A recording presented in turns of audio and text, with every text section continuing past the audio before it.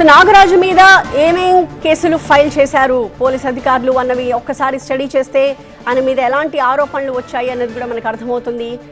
Sai Krishna missing కేసులో అతని తల్లి చేసిన కంప్లైంట్ ఆధారంగా కొన్ని సెక్షన్ల కింద సిఐ నాగరాజుపై కేసులు నమోదు చేశారు పోలీసులు.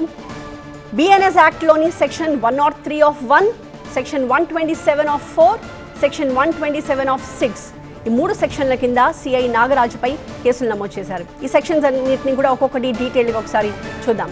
ఫస్ట్ సెక్షన్ 103 ఆఫ్ 1 అంటే ఇది హత్య కేసు. దీని ఫలితం జీవిత ఖైదు. అంటే ఈ కేసు కనుక నిరూపితమైతే కోర్టులో నాగరాజు అక్యూజ్డ్గా తేలితే ఆయన తప్పు చేసినట్టుగా తేలితే అతనికి జీవిత ఖైదు పడే అవకాశం ఉంటుంది. సో ఇది సెక్షన్ 103 ఆఫ్ 1. ఇంకా మరొక సెక్షన్ 127 ఆఫ్ 4 ఒక వ్యక్తిని 10 రోజుల కన్నా ఎక్కువ అక్రమంగా నిర్బంధిస్తే అప్పుడు ఈ సెక్షన్ని నమోదు చేస్తారు. నేరం కనుక రుజువైతే అప్పుడు 5 ఏళ్ల జైలు శిక్ష పడుతుంది.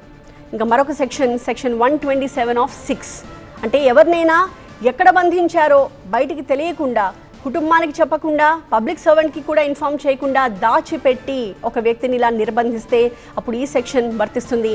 దీనికి సాధారణంగా అదనంగా ఇంకొక 3 సంవత్సరాల వరకు జైలు శిక్షతో పాటుగా జరిమానా పడే అవకాశం ఉంటుంది. సో ఈ 3 సెక్షన్ల కింద ఇప్పుడు సిఐ నాగరాజుని బుక్ చేశారు సిట్ అధికారులు. ఈ సెక్షన్లను నమోదు చేసి నాగరాజును అదుపులోకి తీసుకుని పోలీస్ స్టేట్ గెస్ట్ హౌస్కి ఆయన తరలిస్తున్నారు.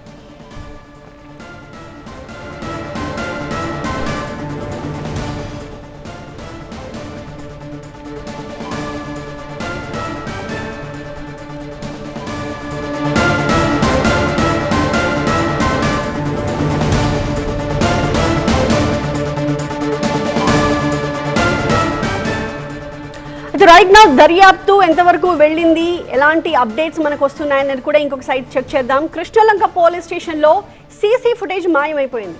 సో సాయి కృష్ణ మిస్సింగ్ కేసులో ఈ సీసీ ఫుటేజ్ చాలా కీలకం. ఎందుకంటే ఆ ఫుటేజ్ ఆధారంగానే అసలు సాయి కృష్ణని ఎప్పుడు పోలీస్ స్టేషన్కి తీసుకొచ్చారు, ఆ తర్వాత ఏం జరిగింది, ఎక్కడెక్కడికి తీసుకెళ్లారు తెలిసే అవకాశం ఉంటుంది. కానీ ఆ మిస్సింగ్ కేసుకి సంబంధించి సీసీ ఫుటేజ్ మాయమైపోయింది. ఆ ఫుటేజ్ని ఎవరో మాయం చేసినట్టుగా సిట్ అధికారులు గుర్తించారు.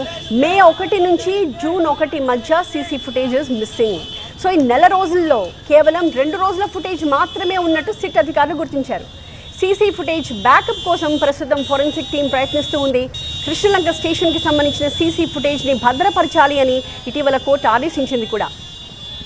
అయితే సాయి కృష్ణని స్టేషన్కి పిలిచి కొట్టారు అనే ఆరోపణలతో అప్పటి ఫుటేజ్ని సేవ్ చేసి ఉంచాలి అని చెప్పింది కోర్టు. ఇప్పుడు సిట్ విచారణ కోసం ఆ ఫుటేజ్ని చూస్తే పాత డేటా అంతా పోయినట్టుగా, ఏమీ లేనట్టుగా సిట్ అధికారులు గుర్తించారు.